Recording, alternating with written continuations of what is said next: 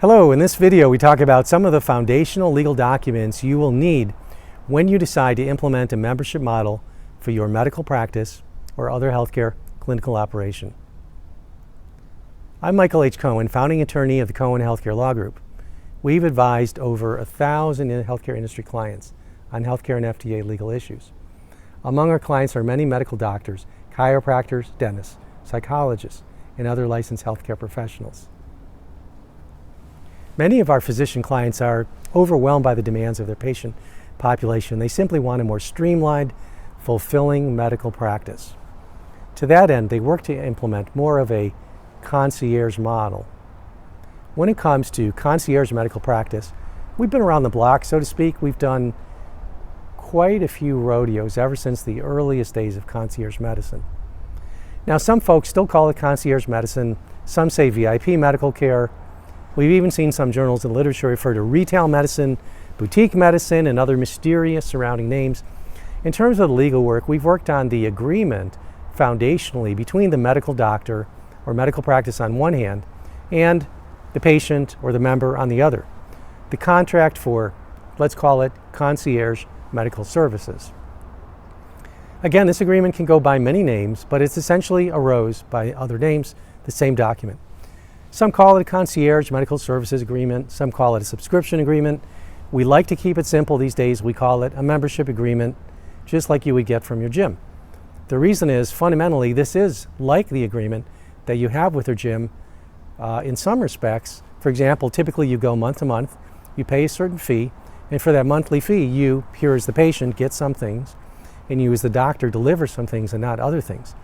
For example, you might get an initial doctor's visit and some follow-up visits included, but you won't get medications and supplements covered by your membership fee, and all of that is spelled out in the contract.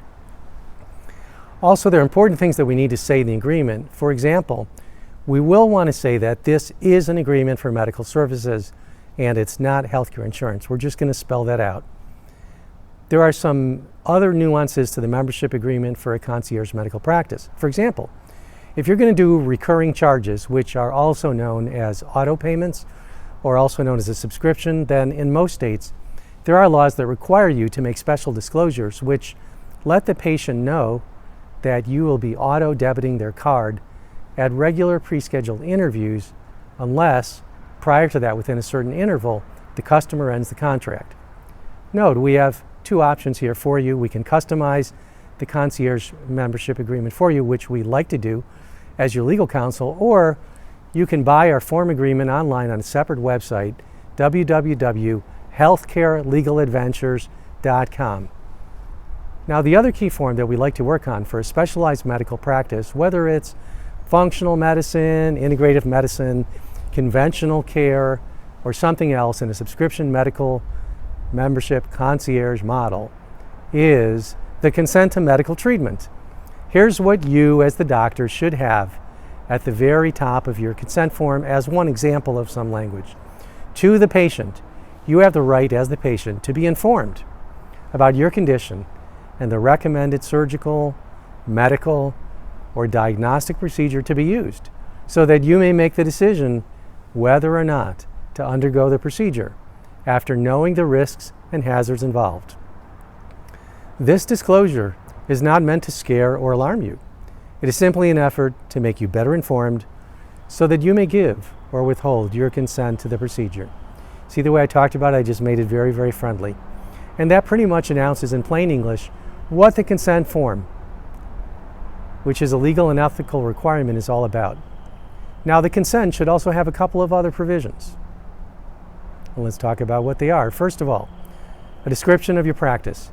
If your medical practice, for example, involves integrative medicine or functional medicine, you can describe what this means and how it's different than a regular healthcare practice, and thereby you're putting in marketing emphasis on legal language as well.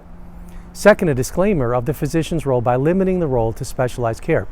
And for the most part, but not all of our medical clients, they want to disclaim primary care and put themselves in that specialist role. Third, and this is most important, you'll want to describe the anticipated benefits of the designated diagnostic and therapeutic approaches, a discussion of the clinical risks involved, and your disclosure in very clear clinical terms of reasonable and feasible alternatives. For our specialized medical practice clients, such as those working in integrative and functional medicine, we recommend at least mentioning the conventional alternatives. Now, we've seen very little case law in which a patient claimed that a complementary and alternative medical approach was available but not disclosed, or that a functional medicine approach should have been recommended. We do believe that case law in that case will show up in the courts someday soon, but it has not shown up as of today's taping. Now next, we might have some additional consent language, such as, for example, consent to follow-up care by telemedicine. Here, we will first want to check compliance with existing telemedicine laws and regulations, and then we'll want to embody appropriate language into the consent form. Last, we'll incorporate some important protective language for the clinician, such as, for example, a provision for dispute resolution by arbitration. Thank you so much for watching. If you still have questions, click on the link below, cohenhealthcarelaw.com/contact to send us a message or book an appointment. Here's to the success of your medical practice or healthcare venture. We look forward to speaking with you soon.